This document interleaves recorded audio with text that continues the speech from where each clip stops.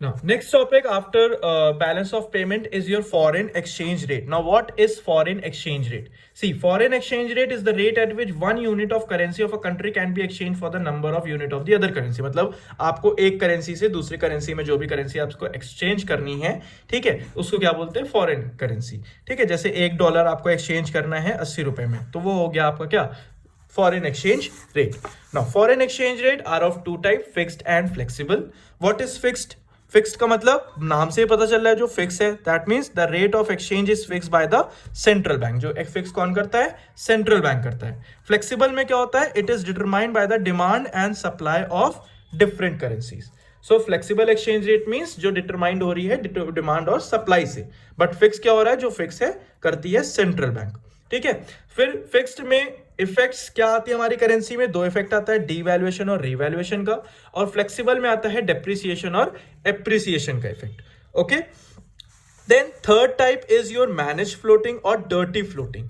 Manage floating क्या होता है? मैनेज फ्लोटिंग और dirty floating, central banks intervenes to buy and sell foreign currencies in attempt to influence the exchange rate. मतलब यहाँ पे दोनों का कॉम्बिनेशन हो रहा है। It is a combination of fix plus flexible, right? जहां पे सेंट्रल बैंक इंटरवेन भी कर रही है, ठीक है, और गवर्नमेंट इंटरवेन कर रही है, और वो डिटरमाइंड हो रहा है डिमांड एंड सप्लाई से।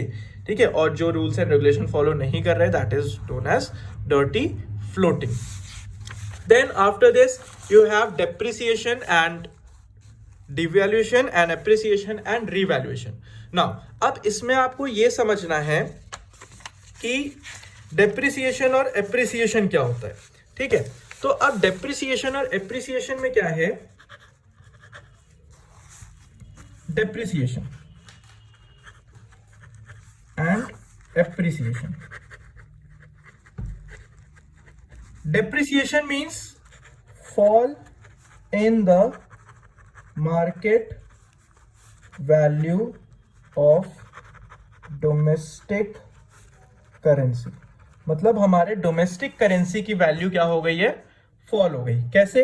$1 जो 80 रुपए का था, अब $1 90 रुपए का मिल रहा है, तो हमारी क्या हो जाएगी? डिमांड कम हो जाएगी। ठीक है, जिससे हम यहां पे क्या करना शुरू कर देंगे? एक्सपोर्ट। हम क्या बढ़ा देंगे? एक्सपोर्ट करना शुरू कर देंगे, क्योंकि हम महंगे में बेचेंगे, खरीदेंगे थोड़ी। ठीक है, और एप्रिसिएशन क्या होता है? Rise in the market value of domestic currency, right? It is the rise in the market value of domestic currency। उसी का उल्टा, $1 जब 90 का था, अब $1 70 का हो गया, तो यहां क्या हो गया? राइज हो गया। ठीक है, डोमेस्टिक वैल्यू की करेंसी क्या हो गई? राइज हो गई। तो यहां पे हम क्या करना शुरू करेंगे? इंपोर्ट। हम यहां पे इंपोर्ट बढ़ा देंगे। ठीक है, और ये दोनों एप्रिसिएशन और डेप्रिसिएशन किसके अंडर में आता है? ये दोनों अंडर में आता है फ्लेक्सिबल एक्सचेंज रेट। ठीक है, और फिक्स्ड एक्सचेंज रेट में क्या आता है? फिक्स्ड एक्सचेंज रेट में हमारा डिवैल्यूएशन और रीवैल्यूएशन आता है। Devaluation which refers to the reduction in the external value of currencies, okay, and revaluation means undertaken by the central bank to raise the value of domestic currency. Understood? Then last topic is your how is exchange rate determined. Now question is, how is exchange rate determined under flexible exchange rate? Under flexible exchange rate, how is exchange rate determined? determined किससे होती है flexible में? अभी हमने पढ़ा था determined by demand and supply। किससे determined होती है? डिमांड और सप्लाई से। अब हमें इसको बताना है with the help of a graph. X origin y, y axis पे एक्सचेंज रेट आ जाएगा, और एक्स एक्सिस पे हमारा आ जाएगा आपका क्वांटिटी। ठीक, अब how is exchange rate determined? Exchange rate किससे डिटरमाइंड होती है? Through demand and supply. हमें पता है डिमांड कर्व क्या करता है? डाउनवर्ड स्लोप करता है। हमें पता है सप्लाई कर्व क्या करता है? अपवर्ड स्लोप करता है। ठीक है, जहां पे दोनों इंटरसेक्ट कर रहे हैं वो क्या हो जाएगा? इक्विलिब्रियम हो जाएगा। यहाँ पे क्वांटिटी हो जाएगा, यहाँ पे एक्सचेंज रेट। अब मान लीजिए जैसे एक्सचेंज रेट हमारा ₹50 का हो रहा है।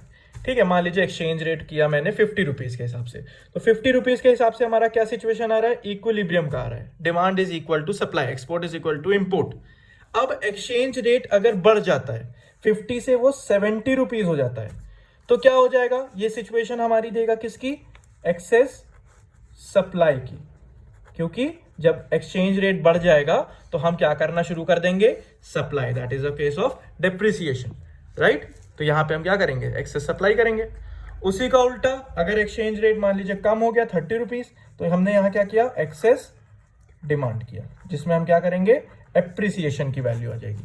ठीक है, तो it is the diagram of how is flexible exchange rate determined. Exchange rate determined under flexible exchange rate, which is determined by demand and supply.